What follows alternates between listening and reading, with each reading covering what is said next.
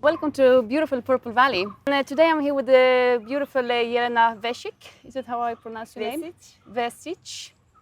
And we have been planning on showing you some of the arm balances in the third series. And why we are doing that is because this is what I'm practicing at the moment. So I was thinking that I can get some inside tips from Jelena. I'll try, yeah. Yes, and because Jelena is very strong. So are you, though. You have an incredible practice. But your strength is amazing. So I wanted to know, what are you doing? Yeah. David says it's because I'm Eastern European. So am I.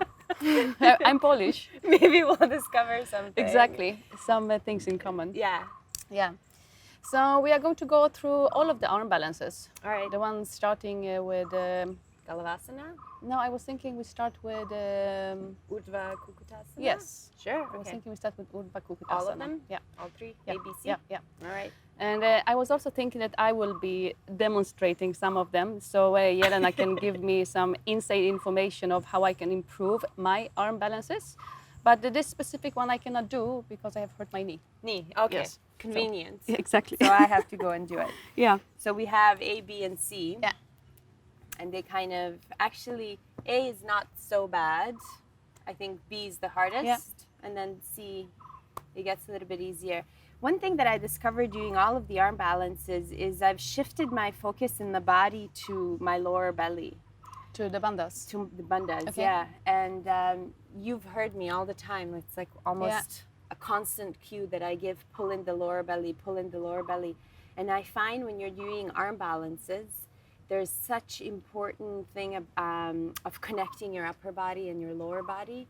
And so by activating our bandhas, we are doing that. So the body becomes more as one, as opposed to, having these arms and the upper body, and then there's legs, and sure, some of it kind of counterbalances each other and it helps us. But so anytime, just before I'm about to enter the pose, it's this. So it feels like, for us women, it's Kegels, and it feels like we're holding our pee. And so finding that lift, and then you can feel how your lower belly rolls in, and it kind of creates this like a little bit of an emptiness down here. I find that first and foremost. And then from there, I try to move, constantly holding on to that. And then the harder the pose, the more of that lift and pull in I need to access. So I think that for me personally, I have been finding it slightly complicated and difficult to bring the focus to the lower belly in the beginning when I started to practice the arm balances 7 or 8 years ago. Yeah. And actually first now, I can feel that in the posture I can focus on the bandhas. Oh, okay. Yeah. So I kind of felt that I needed to develop the arm strength before, or a little bit of shoulder strength. Yeah, to now access the upper body. Yeah. Yeah. Arm balances, it sounds really silly when you say it, but arm balances are so much about pushing away. Yeah. And it seems counterintuitive because you think, when you come onto your arms, that all you have to do is stay in your arms, but every single arm balance is about this. So it feels like I'm reaching. Okay. And it's not, it doesn't seem natural when you're in a pose. And so if, for instance, the pose that we're going to do now, Urdhva Kukkutasana, once you're folded and you have lotus, then it becomes about that, imagining that the floor can be pushed away. Okay. So before we go into the postures, are you doing any other strength exercises or strength practices except for Ashtanga? Just my practice. I teach. So I always say there's a little bit of strength there because we drop and pick up people all the time. And I walk my dogs. Oh. That's it. I've said it before, I'm quite lazy to do any extra work. I admire people that have that kind of focus and dedication. But I try to then do my best, whatever that best is that day, on my mat. And so use the practice and use all the vinyasas to really try and keep the form correct because of all the push-ups that we do every single day. And so it's that really that's built strength. And it's now been, for me, 9 years of regular Mysore practice. So 9 years? 9 years. Yeah. Only 9 years? Only 9 years. Oh. Yeah. Okay. I've done lots of other yoga before, but I just don't count any of that. But there's about 8-9 years of other stuff playing around till I discovered Ashtanga. Yeah. So it's really not long, right? Like first 10 years, you're a beginner. That's what they say. Yeah. So, but I think I just found what I wanted, and I kind of had some foundation. I wasn't a beginner, and so that helped access body strength and body awareness from being a dancer before, for sure. Okay. That helps, even though it's a very different way you move the body. I was able to control body better than someone who would just walk into the class for the first time. Yeah. Which, I mean, makes sense. Okay. All right. So let's go. I have a little towel here in case you need. Yeah, I'm gonna need it because I am already covered in sweat and we haven't done anything. So am I. Yeah. So, okay. All right. So Urdhva Kukkutasana A. So from here, we lower down and we come up into a headstand and then lotus. And so here, as I fold, I really focus on that lower belly part. And as I fold, you can notice that my lower back starts to round. And I think about bringing my legs onto my ribs so that my knees eventually go straight into my armpit. And so from here, I tip the weight back. And this is where I start pushing the floor away. So I'm pushing to reach. So I'm not resting here. I'm reaching up like that. And I keep squeezing my legs. My feet are slightly flexed, which helps contain my lotus. And then from there, I come down with control up. And then here, again, even though it's vinyasa out of the pose, it's really good to stay mindful. So I keep the body nice and strong as I land. So it's about rounding the back. Yes. And bringing the knees as close as possible to your chest. Yeah. So that you find that Yeah. access here. Otherwise, it becomes really hard Yeah. if you try to arch and lift. So there. And then straight arms. I find that very difficult. Yeah, that takes time. That's strength. So it's really important when the hands are on the floor. I keep my hands actually a little bit wider than my shoulder. And they're almost as wide as my mat because it helps me access more strength. And then my fingers aren't pointing forward. They're slightly turned out. Okay. And then have your fingers apart. You don't need to stretch them out crazy. Just have them apart to whatever is comfortable. And then you gotta make sure that the index knuckle stays on the floor at all times. So it feels like my arm's spinning in a little bit, at least the very bottom part of my arm spinning in and the shoulders pushed back so that this is the point of contact.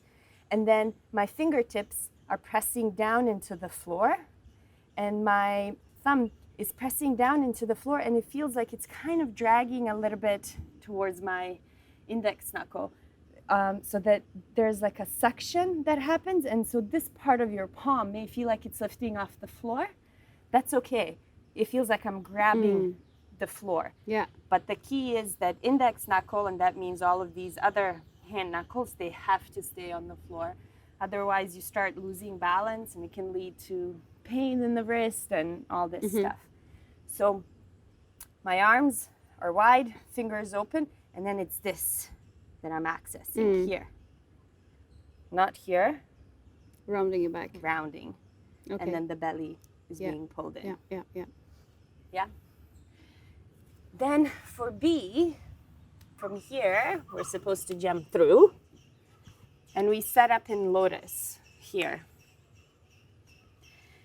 And so I think of all of them, this is the hardest one. Now we're supposed to swing the legs back and pick ourselves up. Oh, so I do it slightly differently. Because do you do it? I lift first one knee up, and then I lift the second knee up. So I lift one knee up into the armpit, and then I lift my second knee up into the armpit. And the other one stays on the floor? Yeah. And Oh, then I okay. lift. But this is probably a little bit of cheating. Probably, yeah. I won't tell. No, that's good. So from here, this is B.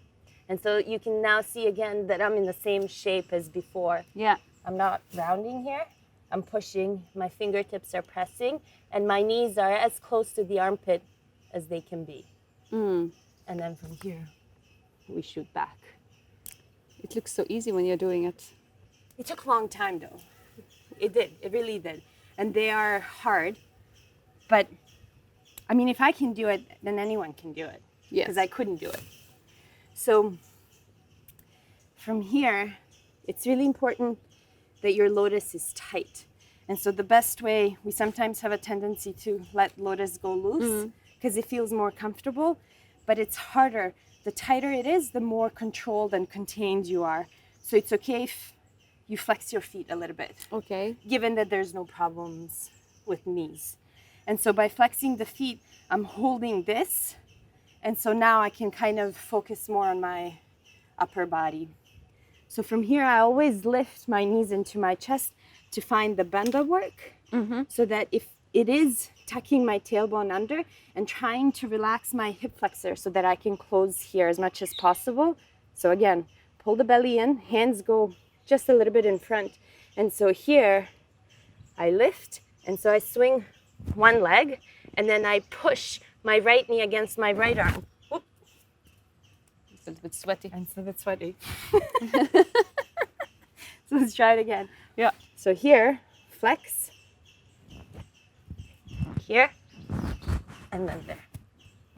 And then shoot back. Okay. That's why I'm wearing long tights today. Yes. Practicing in shorts will make you really strong, but also super frustrated in the process. We were having that discussion before. Because you start to sweat, and then you really have to not rely on the friction between the skin and the tights, and just... It's really the bandha work. Oh, so much. It's very humbling. Very, very humbling. And so that's B. So again, if you can start working here on doing that swing. So lifting the legs so that you create space for the legs to go back here. And are you bending your elbows then? A little bit. A little bit. Yes. I bend them a little bit to create space for the legs to go back. But again, the more you keep this contained, the less of the bend you have to do. So from there, here, and then here. And then even if you bend the elbows to find this at first, that's okay. So that's B. That's B. And then C, I think C is easier than B. Again, we jump through from the downward dog, and then we come into the lotus. And so from here, we come down, we come up onto our knees. So the trick here is to keep your hands not necessarily all the way close to your knees. I keep them a little bit in front. And so here's where you can start accessing that shape. Okay, the rounding of the back. So you're not trying to lift from here, it's from here. And so the knees will slide up your arms. This one actually, if you're sweaty, it helps. Otherwise, you can always use a spray bottle. Yes. And do it. We do have the pool water here. Or that. So again, the belly is in, my legs are flexing so that the lotus is nice and contained.